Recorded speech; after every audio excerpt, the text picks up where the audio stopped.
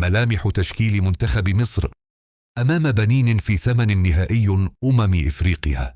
استقر حسام حسن المدير الفني لمنتخب مصر بنسبة كبيرة على ملامح التشكيل الأساسي الذي سيخوض مواجهة بنين في دور 16 من بطولة كأس الإفريقية، في إطار سعيه للاعتماد على أكبر قدر من الاستقرار الفني قبل مباريات الحسم بنظام خروج المغلوب.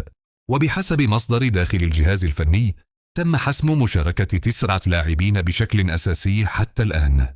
حراسة المرمى محمد الشناوي هو الأقرب لحماية عرين الفراعنة. خط الدفاع استقر الجهاز الفني على الرباعي: محمد هاني، ياسر إبراهيم، رامي ربيعة، محمد حمدي، وذلك في ظل القناعة الكبيرة بأدوارهم الدفاعية وخبراتهم في المباريات الكبرى. خط الوسط مروان عطية ضمن التشكيل بشكل مؤكد، بينما يظل مهند لاشين هو علامة الاستفهام الوحيدة، حيث يخضع لبرنامج تأهيلي مكثف وفي حال جاهزيته بنسبة 100%. هناك تفكير جاد في الدفع به أساسيا.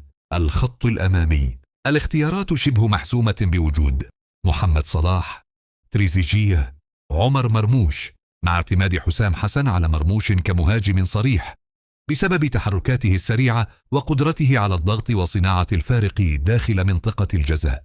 الجهاز الفني يدرك أن مواجهة بنين لن تكون سهلة كما يعتقد البعض، لذلك يتم التحضير لها بأقصى درجات التركيز، خاصة أن أي خطأ في هذه المرحلة قد يعني الخروج المبكر من البطولة.